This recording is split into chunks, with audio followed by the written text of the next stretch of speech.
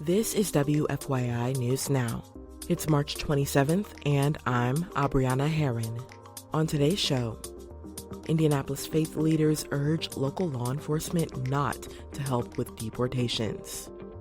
More than 10,000 people are still on wait lists for home and community-based services through Medicaid waivers. And a new report shows foreclosure filings in central Indiana are on the rise. There's just not enough money to go around. Wages haven't kept up with prices. Not only are individual housing costs going up, but costs for so many different things. Those stories coming up, but first. The NCAA Midwest Regionals comes to Indianapolis this weekend. But before any points can be scored, Lucas Oil Stadium needs to be transformed into a proper basketball venue. A basketball court was assembled panel by panel over the course of a few hours on Tuesday. The company that manufactures the court, Connor Sports, says it uses a zero-waste manufacturing process with sustainably harvested Michigan-grown wood.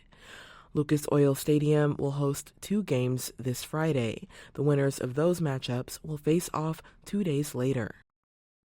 Indianapolis faith leaders are urging local law enforcement not to help Immigration and Customs Enforcement deport people. Tuesday afternoon, the Indy Action Coalition gathered outside of the Marion County Sheriff's Office at the Community Justice Center.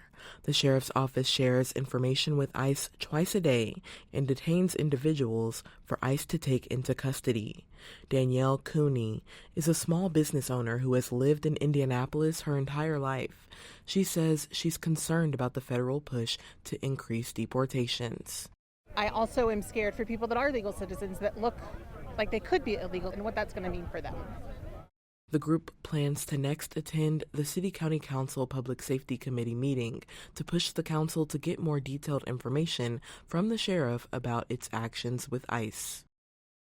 More than 10,000 people are still on wait lists for home and community-based services through Medicaid waivers, but the number of people invited off the wait list so far would fill all of the available slots on the waivers. Abigail Ruman reports advocates say the state won't invite new people off the wait list until previous invitations have been declined or rescinded. Once someone is invited off the wait list, they have 30 days to accept the invitation. Then they have 180 days to complete a service plan and several assessments to start receiving services. If they don't, the Family and Social Services Administration rescinds the invitation and offers it to another person on the wait list.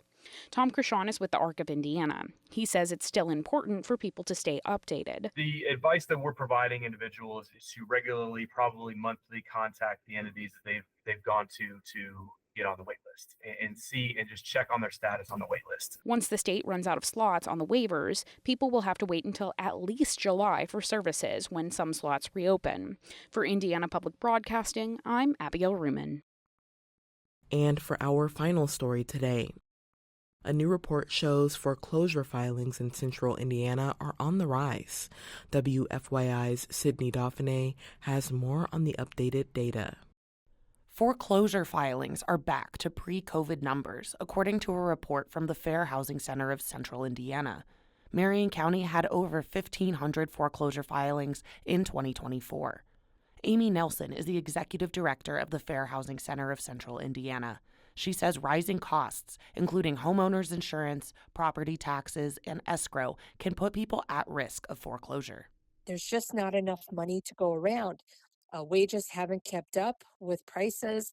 Not only are individual housing costs going up, but costs for so many different things. Foreclosure rates dropped during the pandemic due to an increase of services and loan payment plans. Indiana has some of the highest rates of foreclosure in the country, behind only Nevada and Delaware. I'm Sydney Dauphiné. And that's all for today's episode of WFYI News Now. Our podcast is produced by Drew Daudelin and Zach Bundy, with support from the news team at WFYI and public media journalists across the state. Our news director is Sarah Neal-Estes. Kendall Antron produced our music, and I'm your host, Abriana Herron.